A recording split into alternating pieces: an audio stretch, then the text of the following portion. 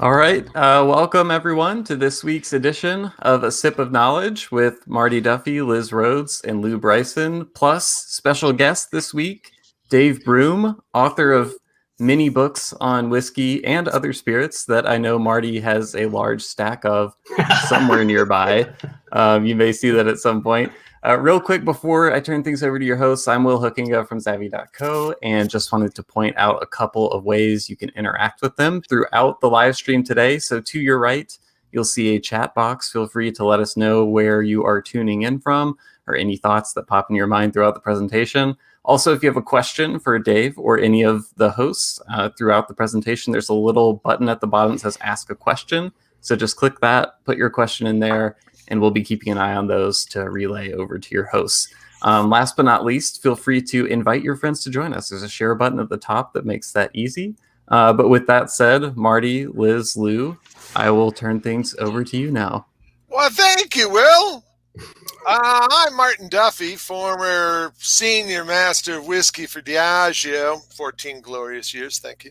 18 additional glorious months as the national brand ambassador for Benedictine. Brought that little brand like a phoenix out of the ashes and then right back into the ashes. Eight more years as the co-producer of the Chicago Independent Spirit Expo and celebrating my 6th year as the North American Kevin Costner Dances with Wolves for Glen Cairn, their far western outpost. That's me. Lizard, what are you drinking, New Make? I mean. Wow. Distilling scientist. Welcome. Welcome, everyone. Thanks for joining. I'm Liz Rhoades, technical distiller and spirit consultant. Have just over a decade of experience in alcoholic beverage, working across a variety of products, beer, rum, vodka, but my particular favorite is whiskey. I spent most of my career at Diageo, but I'm now founder and principal at Spirit Safe Consulting. And if you'd like to learn more about my company, there's actually a link to my website in the About the Host section. So with that, Lou. Thank you. I'm Lou Bryson. Like our guest today, I am a writer. I write about, pretty much, I was going to say beer and spirits, but really it's beer and whiskey, including my latest book, Whiskey Masterclass. Oh my God, that's a good book. Thank you. H261. Different cover. Yeah. I was the managing editor of Whiskey Advocate magazine for 20 years, and then went back to freelance writing. Senior writer for Daily Beast website on, really on booze and anything else they want me to write about. And that's all I got. So let's go to Dave. Marty, you want to bring him in? You betcha. I mean, he's already here. Yeah, right there. You really have to find some kind of curtain for that fourth window that we can pull side. Unveil. Very good. Very good. He's a man who's been writing about whiskey, or at least drinking it, for well over 30 years. I learned that in the movie today. I thought it was only about 10 or 15, but yeah, 30 years. And he has written numerous tomes on various spirits, not just whiskey. If you want, look at this. There's a whole collection: rum, gin, whiskey, all at once. Read all 3 of them at the same time. It's amazing. Way of the Whisky, all about Japanese whiskey. The World Atlas of Whisky. It's all about Atlas, the guy who held the planet on his shoulder. It's the barrel up there, I think. Oh, and then here's the That's a same good one. one. Here's another one. Same one. All of these account 17 pounds or 7.9 kilograms of knowledge on whiskey. He's a world traveler, speaker everywhere. I've seen him at the World Whisky Council. Is that what that is? And then, and obviously, Tales of the Cocktail. But he's also a documentarian now. Ooh, that's a good one. Well, thank you. I had to look it Plenty up. of syllables there, huh? By the way, I think there might be a link actually to that very documentary. Yeah. Down below. If not now, very shortly. $7 transports you to a land that time forgot, with Dave as your guide. So without further ado, let's bring in Mr. Dave Broom. Hi, Well, Dave. hello. Hey, Dave. Hi, folks. Lovely to see you. Yeah. Three of my favorite people. Well, actually, two of my favorite people, and Marty. Yeah. Sorry, Yeah. big man. After he lifted all your books. I've got to go put a steak in the oven or take out the garbage. Something a little more important. I'm going to be right back. David, you are busy. You are currently traveling. Yeah, I am. Yeah, You just I've only just arrived in my hotel room, my wonderfully appointed 5-star suite in Glasgow Airport. I've got an early flight. Yeah. Oh, you got early flight out tomorrow. Yeah, early flight out tomorrow up north. So yeah, an overnight stay in the Premier Inn. I think that's something we have to get into is who the heck is sponsoring you? I mean, really, who's flipping the bill for this stuff? It's me. I am. No, Yeah. you live way too large for a writer. This is me blowing my advance. Dave, give everyone a background on just how you got into all of this, how you got into writing, but also prior to that, how you just got into whiskey in general. Oh, right. Okay, I got into whiskey, I suppose, because I grew up at a time where your fathers drank whiskey. That was kind of my dad was a whiskey drinker, my uncles were whiskey drinkers. That was it. You didn't kind of, there was no such thing as being a promiscuous drinker. You didn't kind of flip from one thing to another as we tend to do these days. My dad would have a dram every night, boom, and that would be it. So it was always around. My uncle worked for a whiskey firm. I was in Glasgow, a big whiskey city. So it was kind of always there. And then when I left uni, there's not many jobs for English graduates ever. And especially in the 1980s, there were no jobs for English graduates. And I got a job in a wine merchant called Oddbins, who put you through really good training.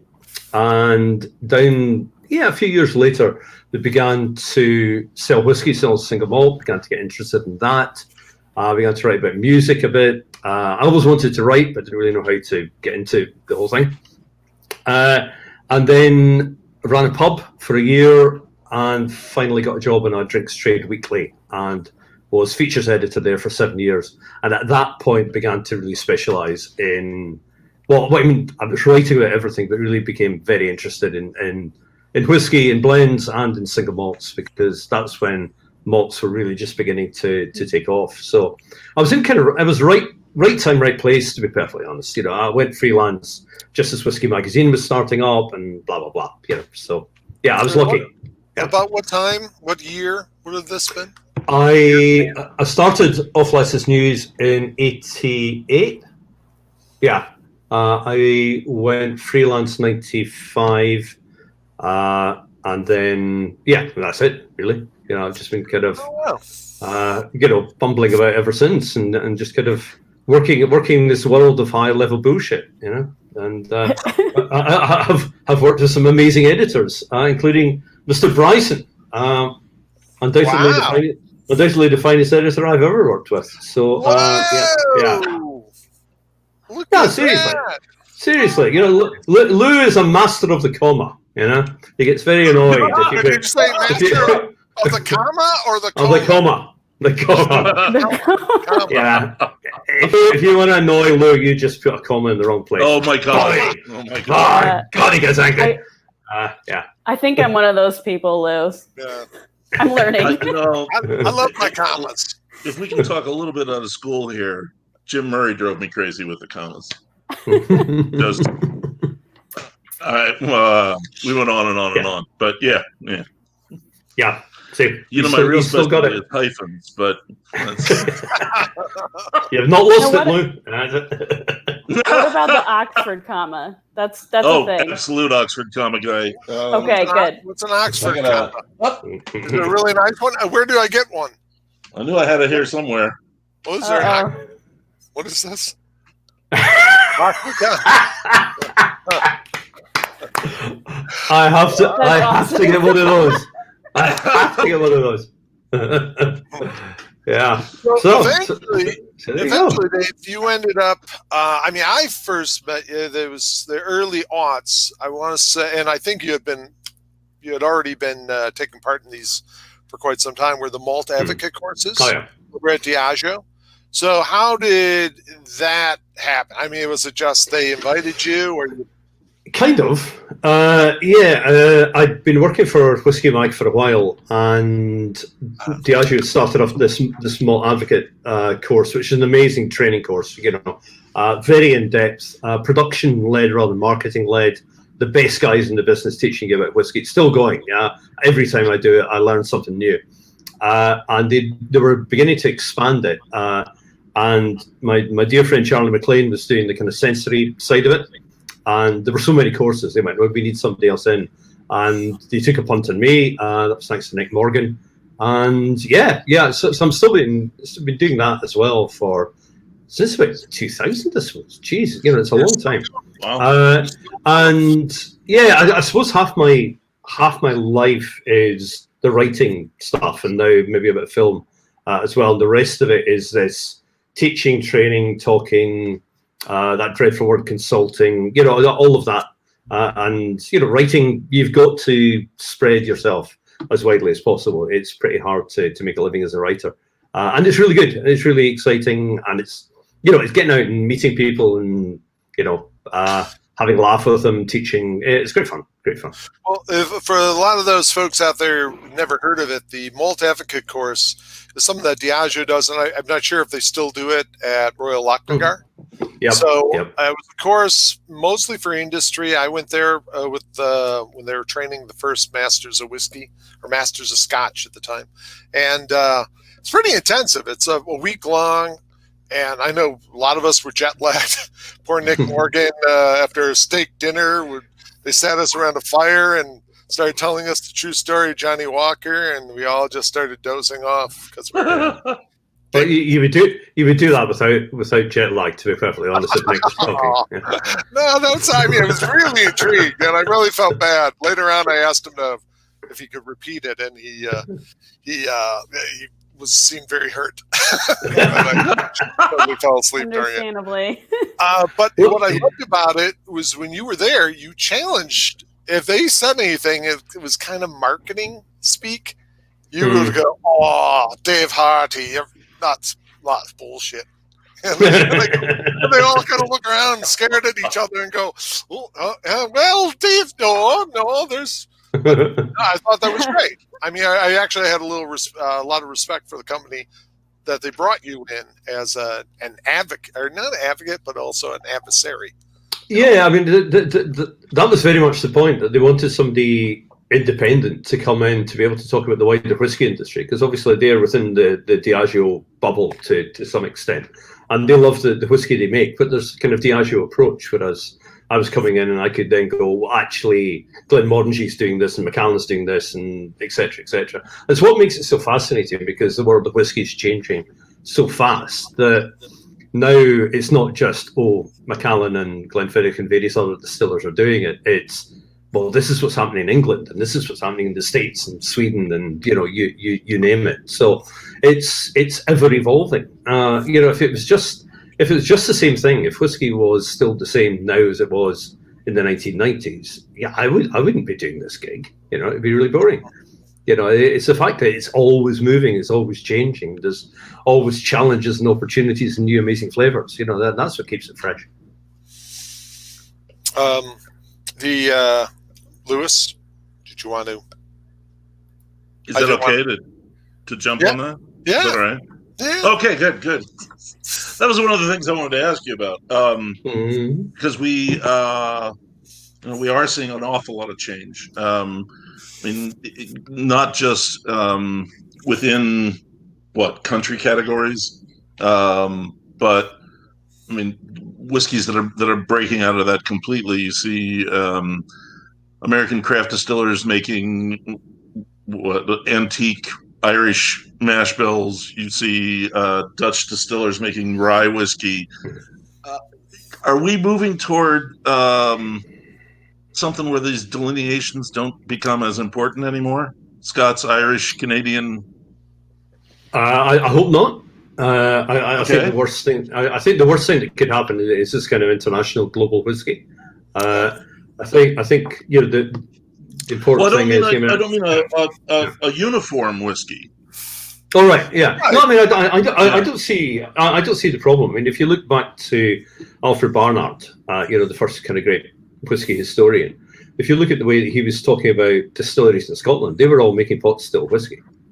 They were so mixed mash bills were common practice, or relatively common practice in Scotland at the tail end of the 19th century. Rye was being made in Scotland in the 19th century. So I think what we're doing now is actually, in some ways, actually picking up on some of the stuff that was lost during the 20th century. I mean, Scotch just had this hegemony over whiskey, or global whiskey sales, and people are beginning to look at a world of flavour. And if you want to make a single pot still style of whiskey in Kentucky, then why the hell not? And if a Scotch distiller, well, they can't because of regulations. But if, for example, you wanted to try and make a kind of bourbon style in Scotland, yeah, why not? Because it would be a Scottish interpretation of that, and I think, and that's what then underpins it all. That I always say, the Scots make the best Scotch whiskey in the world.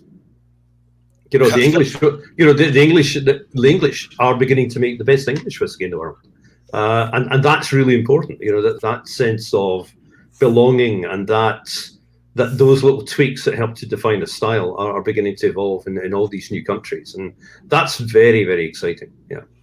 Well, and I think it is kind of interesting because you do over here have a number of distilleries that have made whiskey that they've even imported the peated barley from Scotland. They're making their. I always look at it as a homage to Scotch, as opposed to. Though you are now starting to see whiskeys that are using, say, mesquite, something that's very American to an American version of a smoked malt, or peated bourbon, the peated bourbon from Kings County. Yeah, I think if we kind of ran into this up at the World Whisky Forum, Liz. Where do regulations sit, and should you restrict or whatever? I think I suppose the emotional connection for me really would be, if you want to make a peaty whiskey in America, that's great, but use the peat that grows around you. So exactly. If you have peat, I mean, don't import peated barley, really. If you've got wood, use wood. I think what's been so interesting with a lot of European distillers is they want to make a smoky whiskey, and they've looked at food culture. So they've seen what smokes are used for foods, and which are mostly wood, or in some cases, like in Iceland, sheep shit. Sorry. But and it's valid. So I think that helps to define a style. I'm not saying it should be regulated and you cannot use peat, but I think if you want to make something that speaks of where you are from, then try and use the stuff that grows around about you. Try to give it a tier noir to it. Your own surroundings. I've thought about that with gin. A lot of gins, a lot of local gins. Sometimes they'll say they'll source all over the world. And I thought, well, why? I mean, that just makes you, now you're trying to compete with, say, Tanqueray or one of the big brands. Why not do what Glendalough does in Ireland? They go up into the Wicklow Mountains and forage up there. And I thought, that's what you do. That's cool. Yeah, I think so. I think gin's kind of rebooted itself, to be honest. Because for me, and I love gin. I'm really interested in gin. Gin was kind of the first globalized spirit. Insofar as in the Netherlands and in England, all the botanicals were imported. They weren't locally grown, so they kind of expressed the power of the spice trade, etc., etc. But now that gin's been, we're kind of gin 2.0, if you want. I think that's what's so fascinating for me about gins coming from Japan, for example, or Australia, where there are amazing botanicals, and distillers there are going, okay, we've got to have juniper, that's fine, but what else, and what is local? And the gins are coming out in Ireland again. I mean, astoundingly good gins coming from Ireland, and you're using things like bog myrtle and all kind of local things. I'm off to Harris, wee island in the west coast tomorrow. They do a remarkable gin. They're using sea kelp. It's a pretty standard London dry botanical base, but then to make it local, they've got seaweed off the beach, and it's an awesome gin. Salty. I guess playing it in a different lens, it's just something you said, relating it back to food culture. I think if you think about, I think it was a documentary I saw David Chang, I think, do last year, but just looking at pizza, for example, and how it kind of exposed that, well, Japan actually makes the best pizza, not Italy. And so it's sort of, well, is there a quality metric that goes along, with just, okay, here's a stylistic interpretation of what we're doing, but when does, I guess, quality get back into the conversation? And is that too subjective to really, say? Yeah, it's a great. I remember that program. It was a fantastic program. Do they make the best pizza? But yet, I think another example would be curry rice in Japan.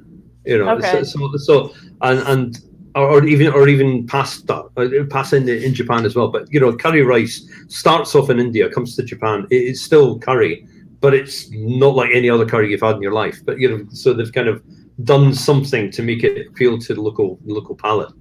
And I think to some extent that's what's happened with pizza in Japan. I think that technically it is brilliant, but there's always going to be kind of weird little twists, like adding haggis and sushi. Well, that's just it, isn't it? I mean, if it's different, you're going to go, wow, that's different. And you'll think, well, that's better because it's so different. I'm having such a weird experience. It's great. Yeah. But, is it really better? Wasn't the last one really the best thing you ever had before this?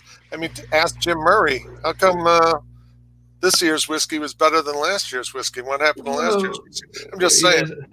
That's why I don't do competitions. No, I mean, it is. I mean, I think competitions are valid, but I just find it slightly odd that I mean, all of us know that if we sat down, we all had the same whiskey today, and we all talked about it, and then we met again at the same time tomorrow and had that whiskey again, we would be coming up with different things, because we are different. The temperature. I could be pissed off tomorrow.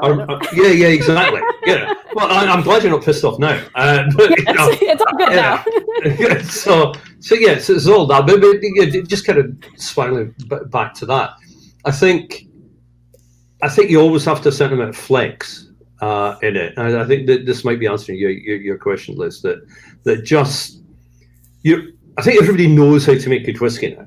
And you can buy the manuals, and you can follow the manuals, and you kind of go, right, I am making a technically brilliant whiskey. And if you do make a technically brilliant whiskey, it's probably going to be pretty boring. Because there's always going to be a little kind of weird quirkiness, and there's something in the human mind that kind of goes, yeah, but what happens if I do that? Which is... Yeah, maybe some of these Japanese pizzas are a bit too technically superb, but maybe they don't have soul. Is that the word? That's the word I'm going to use. When is your book on Japanese whiskeys coming out, Dave? Is this going to be something? Sorry? When's your book on Japanese whiskey or Japanese pizzas coming out? Anytime soon? Yeah, I was about to go and rigorous research into Japanese pizza. But I can't travel anymore, so I'm just gonna have have to watch Netflix. And assume After- that's true. After Uber being- Eats only goes so far. Like, Yeah. After being so into Scotch whiskey, especially for all Yeah. those years, and then going in and, I mean, you've written not only this book, but you've written in your World Atlas of Whisky about Mhm. Japanese whiskey. I mean, how much different? How was it? Is the world? I mean, of course, the world is very, very different. Yeah, the two industries and the cultures, but at the same time, not. What would you say? What was your Scotch- experience? Well, Scotch and Talking Scotch Scotch Japanese. Yeah, Yeah, I mean, that was kind of what the book was trying to do, which was what makes Japanese whiskey Japanese. And for me, what makes the real Japanese whiskey, and I think inevitably we're going to get on to the elephant in the room here, but I think what makes the genuine Japanese whiskey Japanese is that cultural sensibility that we're talking about, that it has been crafted to suit the Japanese palate and Japanese climate. And the way it's really interesting talking to Japanese whiskey makers, because the way that they talk about flavor and how they're putting things together in terms of flavor, it's not only just technically amazing, but the sensibility and the thinking is exactly the same as a kaiseki chef, or it's exactly the same as somebody making amazing pottery. And it's the same principles that underpin tea ceremony and everything. So it's this kind of aesthetic that runs all the way through anything crafted in Japan. I would include whiskey in that. And it was amazing, just, not forcing the issue, just asking people who are making, like this lady who was making extraordinary, almost like sculptures out of traditionally made paper, asking her how she approached it, and then speaking to Shinji at Suntory the day after, and he's saying exactly the same things. So I think that approach is one way that it sets itself apart from Scotch, and it all comes down to flavour, and it comes down to that kind of Kaizen mentality as well. Yeah. That if you speak to a Scotch distiller, the first thing that they will say, what are you trying to do when you're making whiskey? They'll say, we're trying to make it as consistent as possible. We want to do this, and we want to do the same tomorrow and the day after and the day after. And that's brilliant. And you ask a Japanese distiller that question, and they go, we want to make a whiskey better tomorrow. And that's a big difference. I'm not saying Scotch whiskey guys are just kind of lying back, kind of, it's all right, whatever. But there's a real kind of subtle difference there. Speak to especially the guys at Suntory or Ichiro at Chichibu and stuff. They're going, no, we don't want our whiskey to be the same in 10 years' time. We want we want it to show a distinct change and distinct improvement over that period of time, and that also I think is very Japanese, and it's something which I find it fascinating talking to a lot of the newer distillers, whether that's in America or anywhere around the world, that their touchstone these days is less Scotch and probably more taking on board that Japanese approach. And even some distillers in Scotland are looking to Japan in terms of making different styles of whiskey at one distillery and then blending them together. That was never the case in Scotland. Right. You're at Springbank, they make 3 styles and they're separate. Bruichladdich, they make 3 styles and they're separate. But you go to Ardnamurchan, you go to Razi, you go to Mayan, making these different styles, or blending them. Whoa, this is amazing. And that's Japanese. Yeah. I guess, just to the Kaizen kind of, what it means, just interpreting it that way is a way I've never seen Kaizen interpreted. I guess that's an American perspective. But I would think about Kaizen being continuous improvement from a process standpoint or a cost standpoint, optimizing on the raw material side, but I never thought about it in terms of the actual end product of the spirit changing. That's something, even though I'm very familiar with the Kaizen, sentiment, it's just, I think we've interpreted, or at least I've interpreted in a very different way, relating it back to, American whiskey, for example. Sure. Yeah, I think I was in exactly the same place as you, Liz, and I think it was meeting this lady, the paper sculpture lady called Eriko Horiki, and I was asking her, and she was going, well, she worked in a bank. She first came across traditional paper making because the paper mill was in trouble. And the bank was coming in to try and help them, and she just loved these people, and she taught herself, but she went, well, why can't I be completely radical with it? So she's doing these amazing, quite radical things, and she was saying, and I think if you talk to any craftsperson, they say, well, we can worship the altar of tradition, but tradition has to change in order for the tradition to survive. That's the same in music or whatever. So innovation, today's innovation is tomorrow's tradition, and that for me is Kaizen. And that's a Kaizen mentality in a slightly different way, which is how do we keep moving that tradition forward? Because somebody at some point has to go, okay, I've learned all of this, and especially in Japan, there's very strict ways of you're with your master for decades sometimes before you're allowed to even look at a fish, if you're working sushi, for example. But at some point, that apprentice will go, yeah, but I'm going to try and do this. Mm-hmm. And the old guys will go, yeah, good on you.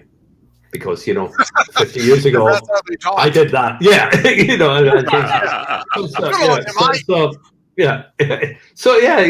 all melts together, I think. So, yeah. There we go. Well, now, you were saying, though, there's also an elephant, though. Would you care to address Dumbo? Trumpeting away there. Yeah, I mean, regulations. I think I was wildly naive when I first began writing about Japanese whiskey, that, I assumed that because Japan is an extremely structured society, and they like rules and regulations, that they had rules and regulations around whiskey. And then you kind of delved down. Yeah, you kind of delved in, you kind of go, well, they must be here somewhere, and you kind of looking under the bed, and you think, no, I've missed the document, and there's nothing. And it's kind of come to a head, really, because there's a stock, it's a stock shortage, a fairly radical, dramatic stock shortage of mature whiskey, and this lack of regulation was simply to allow Japanese distillers to import bulk Scotch during the 60s and 70s when the market was going like that, and they would use bulk Scotch to basically to bulk up their cheap domestic brands. But things have changed, and now because there's no regulation, there are various firms starting up who can just quite legally in Japan import Scotch whiskey or Canadian whiskey. A lot of Canadian whiskey goes in as well. And slap a label on it saying it's Japanese and sell it as Japanese whiskey. And the world has woken up, and the world has gone, guys, I think you should get your house in order. And I think it's doing huge damage to Japanese whiskey's reputation. The good news is that, efforts are being made to create a regulatory framework, and fingers crossed that will happen. What was meant to kind of kick off, hopefully, fingers crossed, that later this year, probably going to be next year. But, has the damage been done? I think there's a huge kind of corporate responsibility to begin to go, okay, right, this is what we do. This is what Japanese whiskey is. Anything that doesn't say Japanese whiskey, yes, okay, we're using this. It's a world blend, etc., etc. And everybody will go, yeah, fine, that's okay.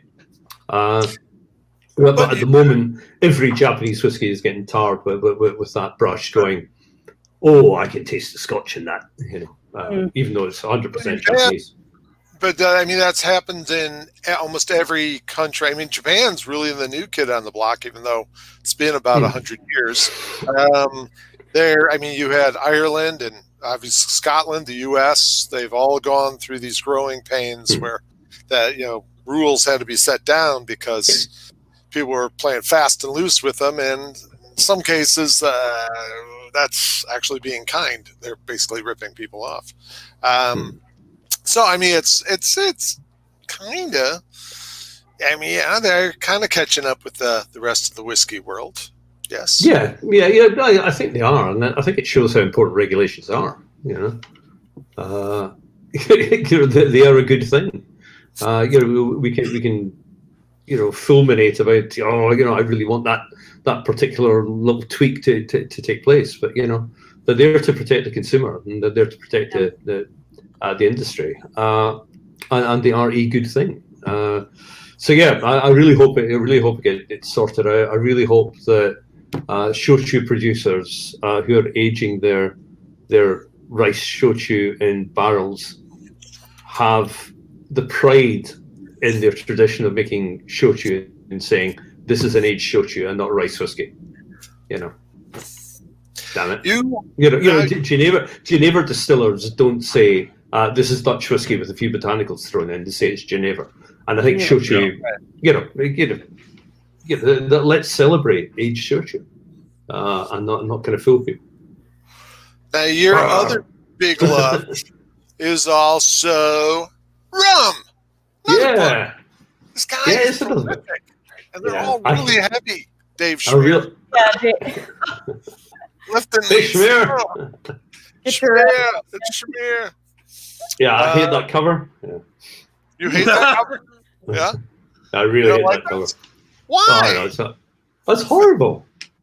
Really? I went around the Caribbean with an amazing photographer, and they shoved that in the cover. Anyway. You know what, Dave? I remember that. Actually, there's a picture of the two of us. When you were researching this, I happened to run into you. Hey, Will, could you bring up that picture of me and Dave? There it is. Dave happened to run into him, and he was really getting into his rum mode. So thanks, Will. That was a good time. You were a little funny. Acting like you didn't know a little bit more manicured than the. He was. Yeah, I was young. Well, we all looked better pre-COVID. Yeah. You were younger. Yeah. That was years ago. Yeah, years ago. No. I did. I was in South Africa for a whiskey show, and we were in Soweto, which is an amazing city. And there was this big bash. It was kind of Jane B, Captain Morgan, all of that. And I was going off to a gig after we'd gone to this big party in Soweto during the day. So I was wearing a kilt, and nobody wears kilts in Soweto. But and I had long hair. And the beard, and so I was just getting all these calls like, "Hey, Captain Morgan!" And I'd kind of turn around, and they would then see I was wearing a kilt, and it was just like this complete kind of what? Does not compute. If it's a man dressed, it's Captain Morgan dressed as a woman, and it's it was a great day. I don't remember much about the latter part of it. Good. Hospitable part of the world. So you skipped around from whiskey to gin to rum to Japanese whiskey as well as Scotch. I mean, it has to be. I mean, you have to flip a switch to just get into that mode.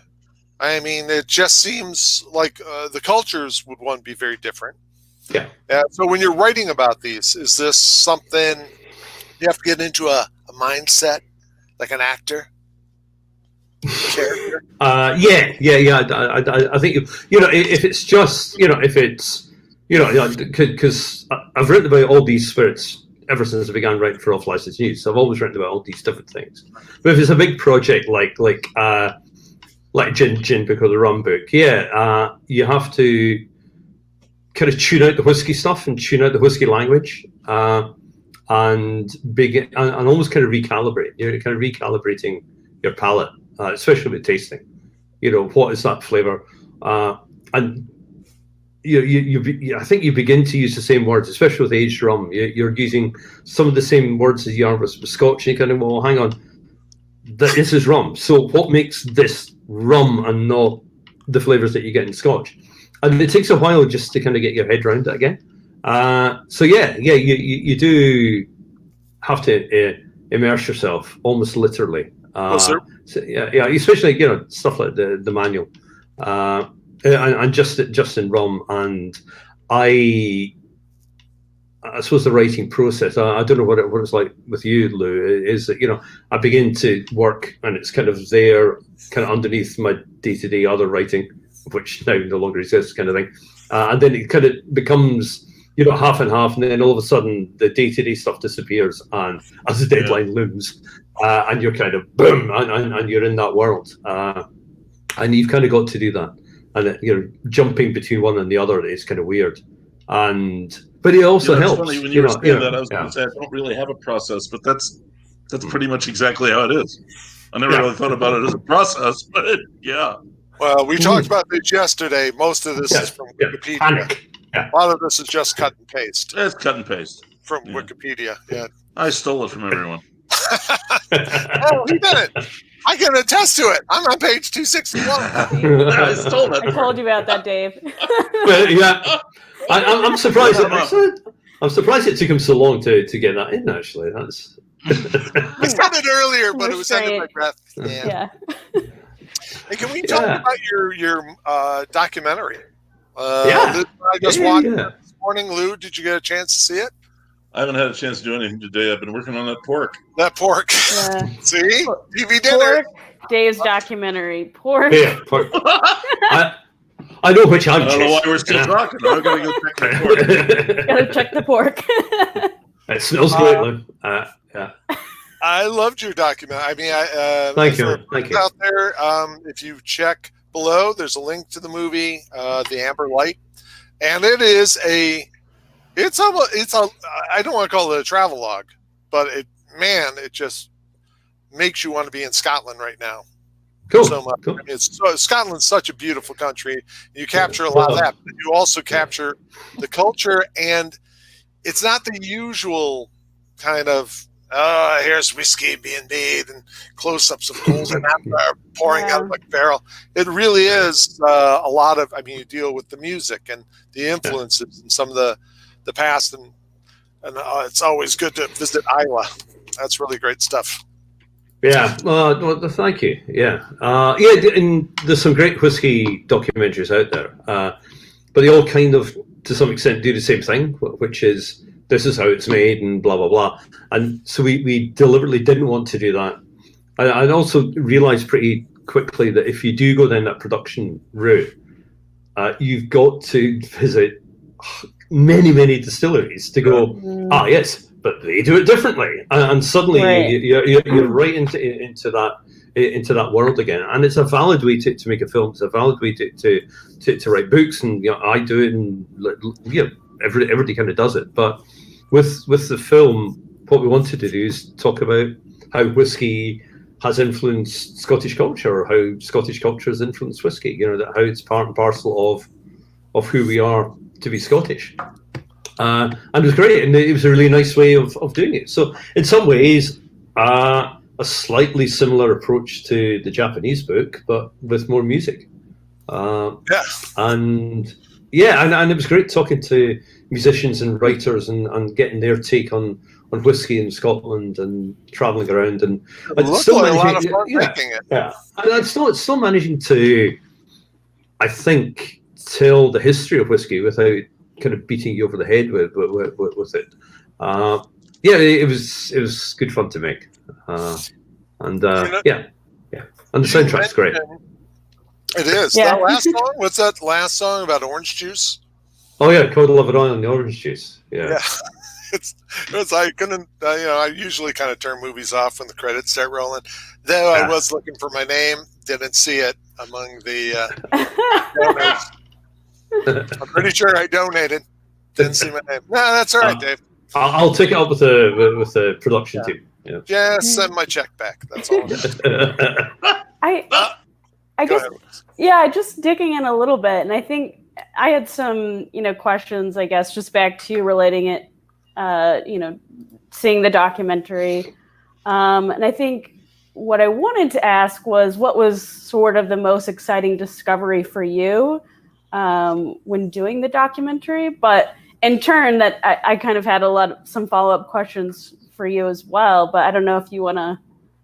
What was the most exciting? I think one of the most exciting things was doing that illicit distillation on Islay. That's great. I'm trying to recreate the shish kebab with this incredible woman called Claire Mackay, who is the herbal historian and medical practitioner, and does all the that Outlander thing, which is really big in America, because that's tends to be what you think Scotland's like. She does all the herby stuff for them as well. I'm just tapping into that wise woman world of early whiskey, and actually making something which really tasted quite good. Was really exciting. That was one of the big highlights of me meeting Alistair Gray. He was a huge hero of mine growing up. The man who basically changed the way my generation thought of. We were pretty beaten up, let's face it. When I was growing up, 70s and 80s. There was no unemployment. You were Scottish. You had a weird accent. There was no identifiable Scottish culture. And Alistair Gray came along with his book Lanark, and suddenly everybody went, okay, you're right, we can do it. We can write in our own language. We can be proud of our own culture and everything. So getting him in there, and he's not in there for very long, and he was quite ill at the time, but getting him in there and what he says, that kind of, the whole film kind of spins around those few comments that he made. That was great. And it's fascinating making a documentary, really, because you're constantly rewriting it. It's not like a book where you kind of got a plan and you're kind of sticking to it. You tweak it a bit, but you kind of know you're starting here, you're going to end up there. In a documentary, you interview somebody and they're off at a weird tangent. You go, we're following that one, and you tomorrow's shoot's going to be off down that route. It was. Everybody was just so wonderful and happy and generous with their time. And I mean, that's what you got. I mean, it's a really fun movie to watch, even though some people they're going to talk maybe history or social customs I'm not aware of, but at the same time, you really get drawn into it. Yeah, we very deliberately said right at the very beginning of the film, we do how is whiskey made, and we do it in 30 seconds. That's it. Yeah. Okay, that's how it's made. Moving on. And we only filmed at one distillery, which is Daft Mill, and the reason we filmed at Daft Mill was because of Francis, not because we were telling how he made whiskey. It was more about this kind of revival of a farm distilling taking place in Scotland, which is now becoming a bit of a movement. So yeah, it was good. Yeah, good. I'm glad you enjoyed it. How long did it take to make it? How long did it take to make? It was kind of the summer, actually. We started shooting, I think, just after Isle of Faish, which would be May, and we finished in September. And it was really a pretty quick edit. It was out. It was out the year after. So yeah, which apparently is very quick for films. Not that I was involved in that bit. Yeah, Liz. Sorry. One of the, I guess, follow-ups just that kind of sparked something, and just relating it back to whiskey in the U.S. and bourbon culture as well. I read, so earlier in the pandemic season, I read Bourbon Empire, and there's a lot of history there as well. And you sort of see this whole working class, sort of very authentic association with bourbon in the US. And then there's this whole trend of, luxury and romanticism. And I sort of got that from what you portrayed in the documentary as well with Scotch whiskey. I don't know if you wanted to expand on that, or just comment if you think it's both of those things exist at once, or is it more movements and cycles? I think both of these things exist at the same time. I think one of the great things about Scotch is the Scotch was always democratic, and I think it was it was interesting. So we speak to Lord Elgin, who is the rightful king of Scotland. He's direct descendant of Robert the Bruce. and his comment, he was talking about really the point where whiskey becomes acceptable.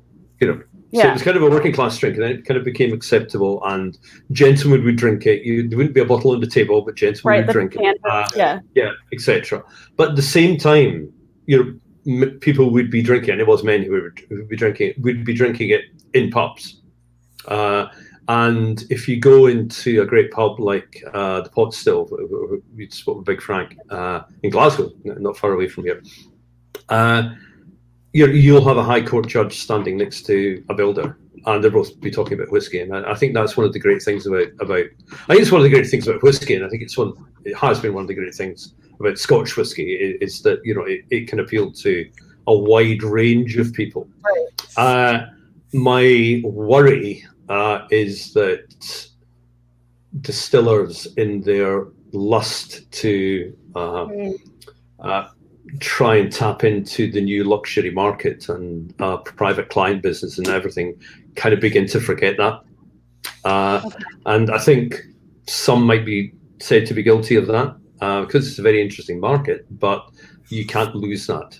You can't lose one of the things which, there's a good reason why there's a number of reasons why Scotch is the biggest selling whiskey in the world, but one of them is that if you don't have a huge amount of money, then a bottle of Johnnie Walker Red Label is a luxury, and I think it'd be dangerous to move away from that really important thing to always remember that. Right.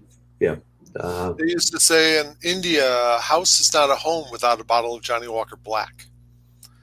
Whether you drank Scotch or not, it was something that was probably a holdover from the British colonial days, but you wanted something nice to offer guests, and that was considered nice. Unfortunately, I think they sell more bogus Johnnie Walker Black than actual Johnnie Walker Black. But it's also the case that when you're looking at that kind of luxury market, and insane amounts of money being asked for bottles of whiskey. That genie's out the bottle. You're not going to put that back in. That is now part. Whiskey's now playing in that field. Like it or loathe it, it's in that field, guys. So complain all you want, it ain't going to change. But and whiskey was probably undervalued for a very long time, so it was commoditized for a long time. So that didn't help. So prices had to move up. But at the same time, you can't just keep looking at that one area. Well, Dave, too, and you kind of mentioned this in your film. Scotch has obviously always been associated with Scotland. For those who didn't sorry, where? Yeah, a little place called Scotland. Actually, about the size of North Carolina, or I think South Carolina. Same size. Look out your window. Beautiful. We Scotland. But a lot of brands. Back in the day, I remember Johnnie Walker wanted to move away, so they stopped associating with like golf. And when we were brand ambassadors, we had kilts, but then they said, "Get rid of the kilts, put on suits."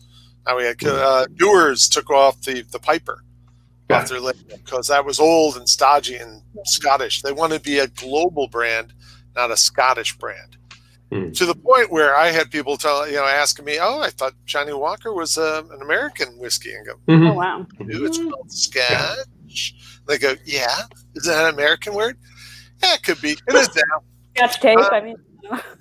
But how much of that?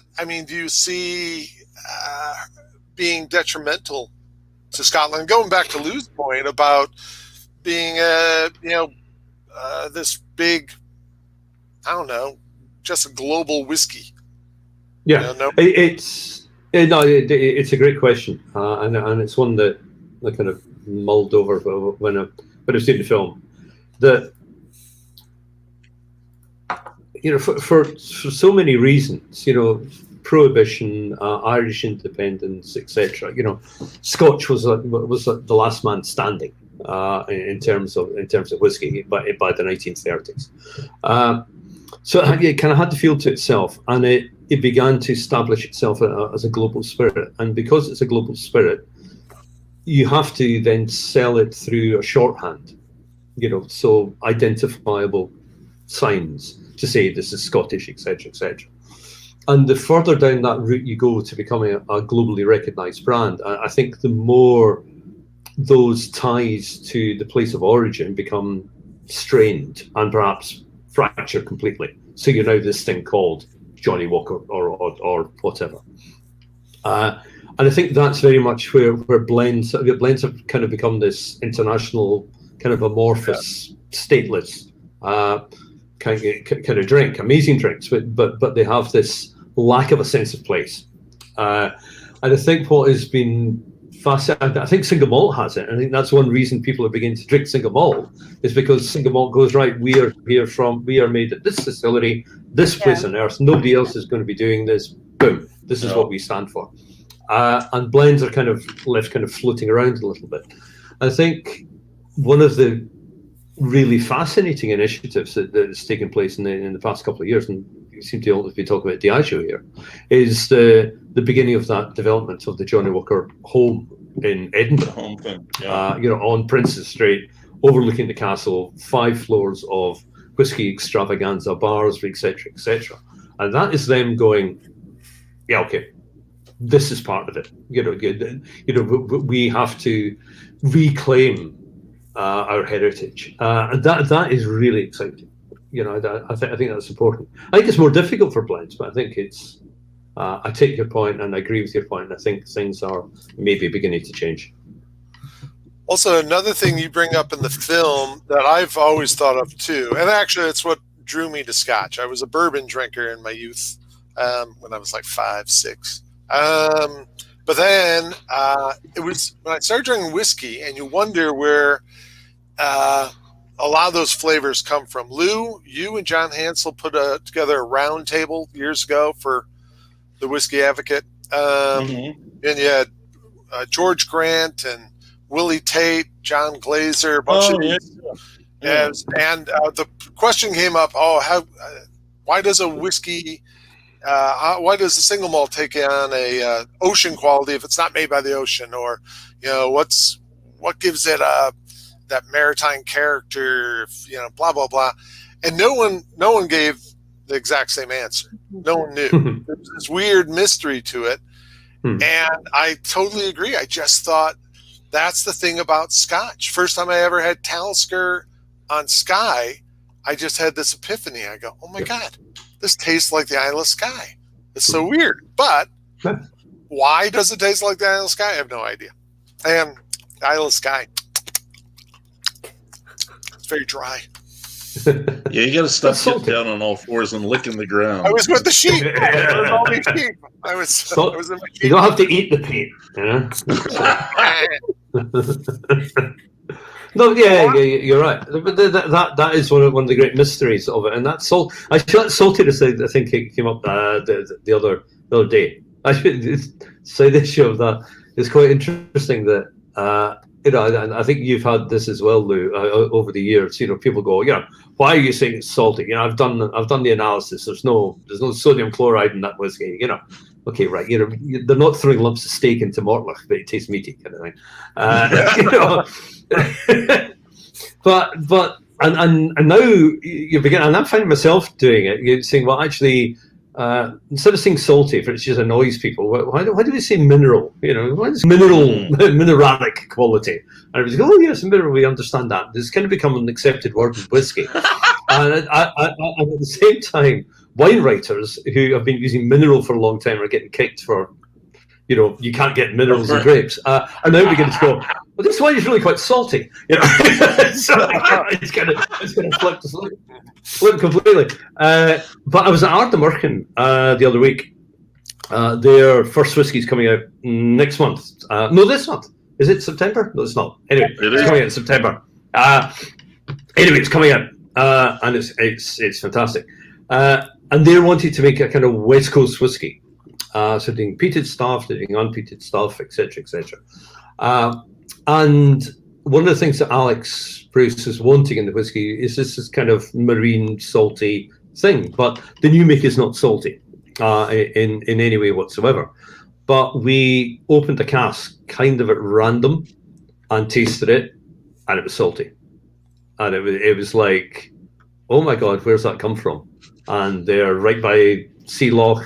etc., etc. It's not there in the new make, and this tasted like almost like a Kalila in that kind of briny, salty character. And I defer to amazing scientists such as Liz Rhoades to come up with all the answers. Yeah, or maybe we don't want the answers. Do we want to know, or do we just kind of go, hey, I'm glad it's there. I'll tell you what, I fall more and more into that as I get older. So you don't want to know? I don't want to know. I just want to drink the damn stuff. I don't want to know either. I think that's behind the curtain.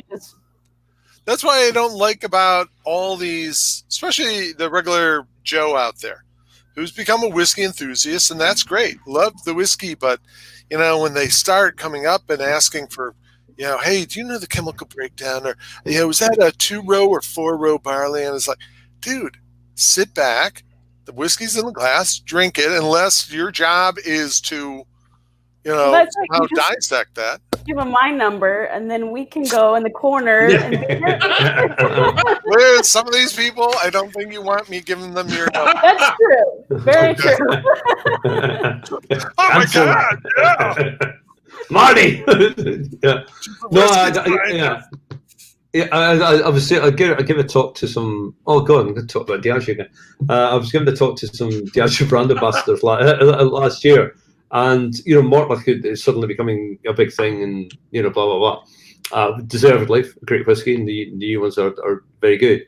But I'd sat through a whole number of presentations, and they're all trying to talk about Mortlach distillation, which is the most complicated, head-spinningly weird distillation process in the world. And I'm going, nobody cares. It really, nobody cares. You're teaching bartenders about 2.81 distillations. Somebody's walking up to the bar. They're not going to go, well, actually, before I sell you this Mortlach, they take this bit and put it there. No, they're going to say, what does it taste like? And if you want to know more of the geeky details, fine, you can do it. But that's not the way you start selling it. So I'm with you. I'm absolutely with you, Marty, that yes, it's important to have that technical know-how. And if you are interested in it, yes, you can go down that way, and it's really important that distillers have it. But if you want to write about it and talk about it, there's a world of flavour out there, and there's a world of stories out there which engage people. And whiskey is about engagement, and it's about story, and it's about connecting people with each other, and it's about connecting the liquid with the place, and all of that. That's what you talk about, and that's what intrigues people. That's why people come to Scotland. People don't come to Scotland to learn about 2.81 distillations. They come to Scotland because they think it's this incredible place, and people go all around America finding new distilleries because they're intrigued by the story, not the process. I think that's what a phrase that was mentioned in your documentary is a cultural terroir. I think that was an interesting phrase that relates to what you're talking about, I think there. And it's this thing that whiskey doesn't operate in the same way terroir-wise as wine does. And I think people are trying to shoehorn whiskey into going, oh, well, if it exists in wine, it has to exist in whiskey. And it doesn't, because the process is different. But if you get 20 distillers in a room and you ask what is terroir to them in whiskey, you'll get 20 different answers. That's what the round table Lou did. Everybody. I don't like using the term at all, because I don't think it's actually a valid term. I don't even think that cultural terroir it should be used. I don't really know what the right phrase is, but you've got, with whiskey, you've got to bring in people, and you've got to bring in that culture of where it's from. Why does Isle of Whisky taste like Isle of Whisky? Well, boom, do it because of this. Maybe it's by regions. I don't know, but you've got to bring in that other element about why and how whiskey can manifest a place. And that's a really interesting question. But I think the whole terroir thing is problematic. I almost think your Japan discussion is more revealing with that than what we're talking about here with Scott, because I think that's the most on target explanation of what makes Japanese whiskey I've ever heard. Well, thank you. Well, that's very kind of you to say that, Lou. But as writers, what we do is we sit and we ask questions and we write down the answers. And then it's rude for us to take all the praise because I just wrote down the words I was told. I just put them in order, and had commas in the right place. Commas. Yes. Bring it full circle. When you were in your film, when you were at Lagavulin, and you're talking to, is it Ian? Yeah. Those are the kind of, if you can ever get these kind of visits, they're tough to get because sometimes you have to be in the industry or working for the company at the time. I went, there was a fellow by the name of Ian W. back in the day, about 15, 16 years ago. And I went unexpected. Donald Rennick was the distiller, and Dave Hardy was supposed to tell them I was coming and set up a tour, and he didn't. So I just show up on Island. These guys, Donald Rennick's going, I don't know who you are. I don't have time for this. Hey, Ian, take him around. Donald would later, once I complained to the higher ups, he'd later regret that. Ian took me around, and Ian, I guess, was the son of a former employee, and this guy had already been there for 30, 40 years. He's taking me around, and him and Pinky, they're telling me stories about Lagavulin. And I think, oh my God, I bet this ain't on the regular tour. This is great. This is cool. What's that over there? Oh, why is all this like this? Why is this bay like this? And they just had all this great history. And I thought, wow, that was one of the best tours I ever went on. Though Ian really just wanted a drink. That was his thing. He wanted so bad to go. He kept on. I couldn't. I was very slow on the uptake. I couldn't get the hint. Let's go in the. You want to go try it? I go, well, not yet. We go see this one. But it's every distillery's got it. That's you go to any distillery and there are people there who just want to. They're so proud of what they make. Yeah. Every distiller, doesn't matter what distillery you're at, anywhere in the world, they make the best whiskey in the world. That's the pride in it. That's what we as writers have to try and capture when we're writing about it.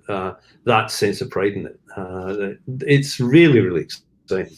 Like if you think about Isla and tours of warehouses, I used to go to Bowmore. I still do go to Bowmore, but I used to go to Bowmore on a more regular basis than I have perhaps in the past few years because of the band. No, I'm joking. And, a tour of the warehouse would always end up in number one vaults, where all the prize casks were. And it was, have you tried this one, Dave? And boom, the bung would come out and the lynch would be out and you'd fill glasses and all these 1960s Bowmores and et cetera. And then, they all begin to come out in the past few years. And the outturn from the cask is, really, really small. Yeah. You think, well, that's not just evaporation, I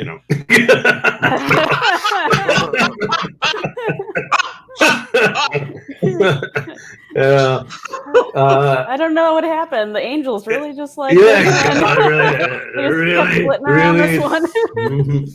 Thirsty Angels. Yeah. Oh, that's the other thing. I mean, all those distilleries. The other thing about those distilleries, visiting them, and if you have a chance to really spend time at one, they're full of characters. I mean, at least the older guys. We were talking to Brendan McCarran last week. These guys in lab coats. I don't know.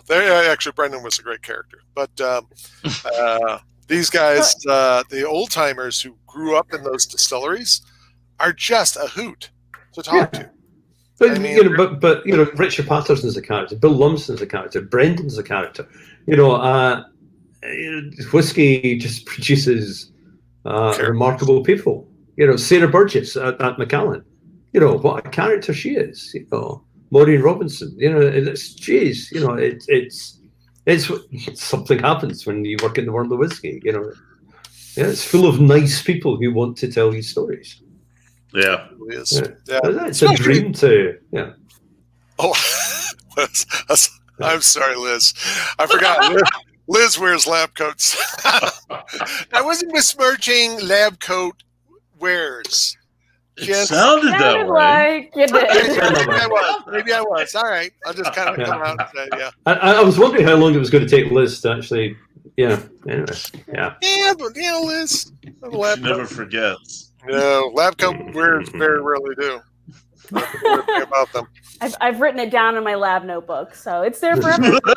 Nerd. Well, I mean, Dave, we could do this forever because I know for a fact you travel all over. What's next?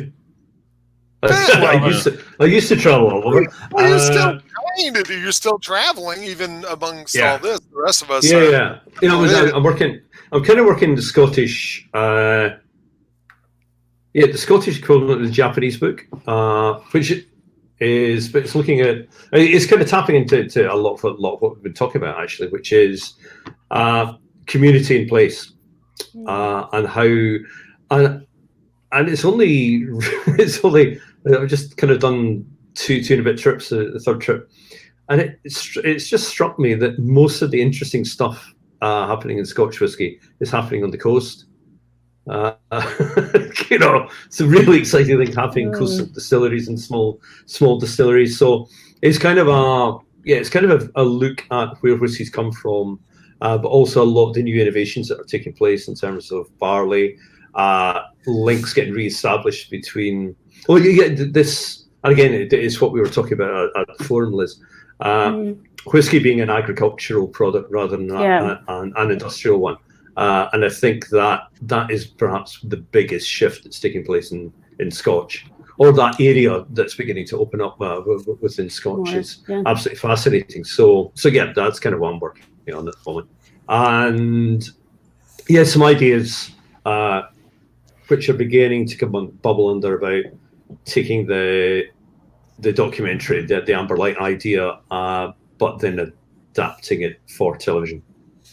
Oh, cool. Oh, wow. It's exciting. Yeah, so the TV show, but, Amber Light, the TV show. Wow. The series. Will there be somebody else playing you? Well, yeah.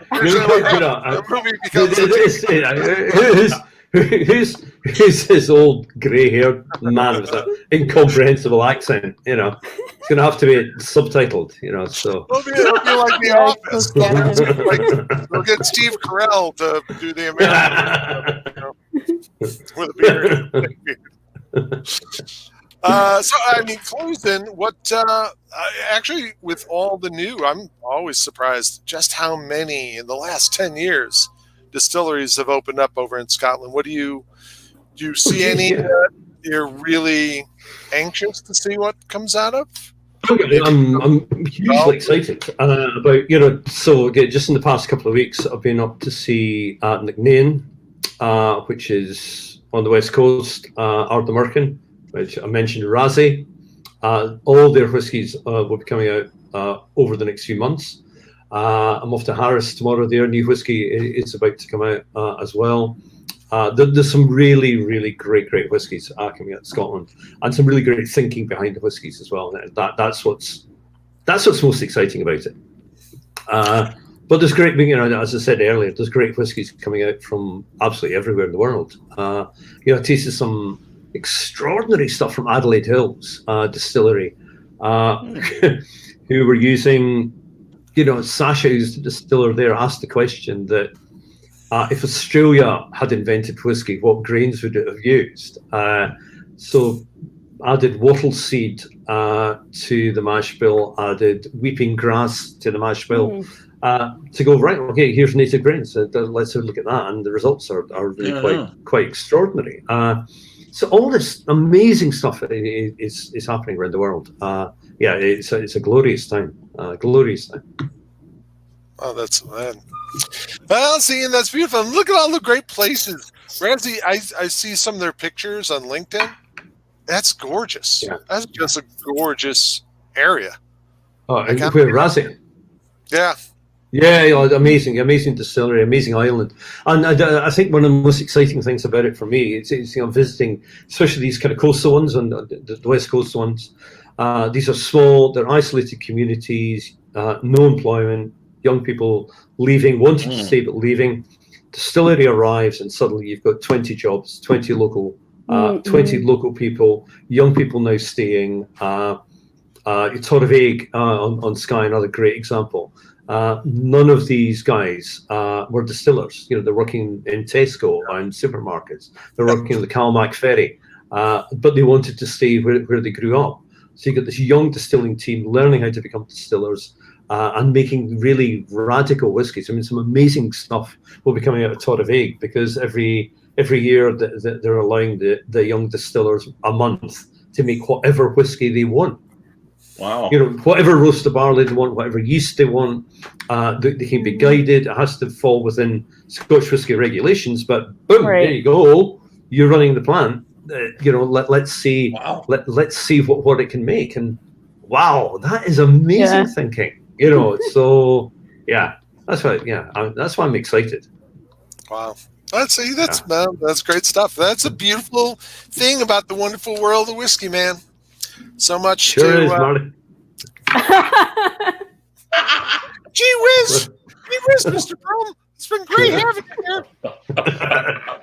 So, actually, we do have to draw to a close. Just a reminder to everybody out there, below is a link to Dave's movie. Please see it. We watched it this morning. It was fantastic. It really was, and really makes you want to go over to Scotland and hang around in a bar and drink lots of whiskey. Wear a mask. Yeah. Nobody in that was wearing a mask, though. That's a shame. Don't get arrested. Yeah. But next week we have yet another writer, but also a distiller. So he tops Mr. Broom there. Hello. Yeah. Hello. Oh, Dave Broom was way up here. Not anymore. Peter Mulryan from Black. Oh, excellent! Yeah, awesome, man. He has his own distillery, but he's also written some amazing books about Irish whiskey. So he's kind of like the clean-shaven. Well, I guess he's a little scruffy. Dave Broom. He's very scruffy. Yeah, he's a little. Yeah, he's kind of scruffy. He's very scruffy, man. It's not as. It's not as. Oh, he's amazing. No. Peter's great. Yeah, he's a really old friend. He's making great stuff. The gin is off the scale. The gin's really good. And the whiskey is coming. The gin matured in the juniper cask is just, again. Oh, yeah. There you go. We have him next week, and Mr. Broom will have more things coming out in the future. Always keep track. Do you have a website, Dave? Yeah, I do. I keep forgetting to mention it's called thewhiskeymanual.uk, and you can join up for free. And probably buy this. A new gin book. Yeah, new gin book coming out October the 6th. Oh, cool. Which is, I think it's called How to Drink Gin. So, make sure you open your mouth when you bend your elbow, kind of thing. But it's without a mask on, yeah. Yeah, without a mask on. That's coming out. This Scotch book's coming out next year. Who knows? Yeah. Damn. Buy this. And I hopefully will be coming back to the States and actually being taken around by you guys to find out what's happening over there, because I'm way out of touch. I'll take you around the Midwest. You come. Actually, Lou and I were talking about going down to Texas. It was going to be this month, and go hit the Texas Distillery Trail. Yeah. Well, Lou and I hit Canada with a gigantic thud. Oh my God! All of Canada? Well, no, Alberta. We had a drink in the second best indoor patio bar in South Alberta. In South Alberta. That was official. It was a big banner proudly. It had a sign up that said that. Just to make sure you're aware. Yeah, but if you I've never been in any indoor patios. Dave, if you come down to Texas with us, we get you a big 10-gallon hat. A lot of people think you're a miner or something. We'll get you a little mule to walk around. People just think that's a really bizarre kind of maybe a Houston accent.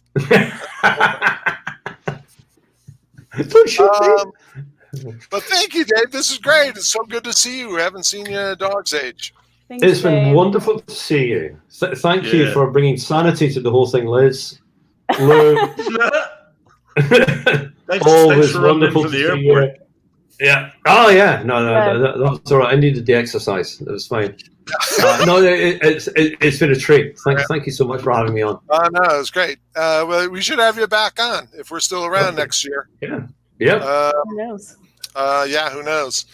Sorry about the lab coat remark, Liz. Yeah. He's not.